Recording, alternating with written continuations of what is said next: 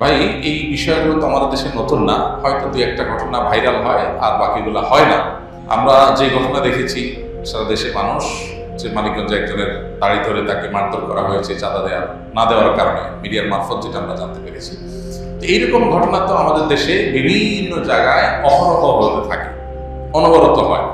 বাকি জিনিসগুলো হয়তো আমাদের পর্যন্ত আসে না, আমরা জিনিসগুলো হয়তো জানি না, জাস্ট এইটুকু যে আমরা জানতে পারি না।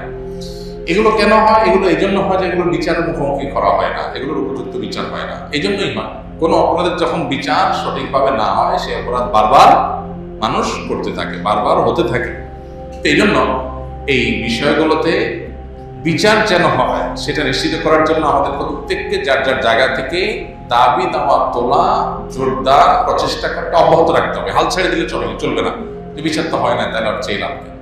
বরং আমাদের চেষ্টাটা আমাদের অব্যাহত গতিতে চালাতে হবে এবং করতে হবে।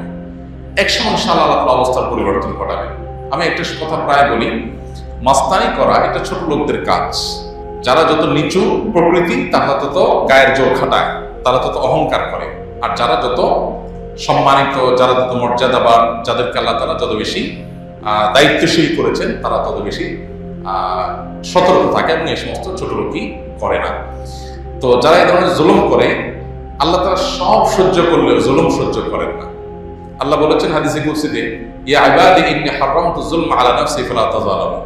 হে আমার বান্দারা, জুলুম আমি নিজের জন্য নিজে হারাম করেছি, অতএব তোমরা একে অপরের প্রতি জুলুম করবে না। এই বিষয়ে আল্লাহ তাআলা সতর্ক করেছেন। বিধান যারা এই ধরনের কর্মকাণ্ডে জড়িত, তারা যেন আল্লাহর কাছে তওবা করে ফিরে আসে। আল্লাহ আমাদের সবাইকে এই ধরনের জুলুমের কাছ থেকে বেঁচে থাকার তৌফিক দান করুন।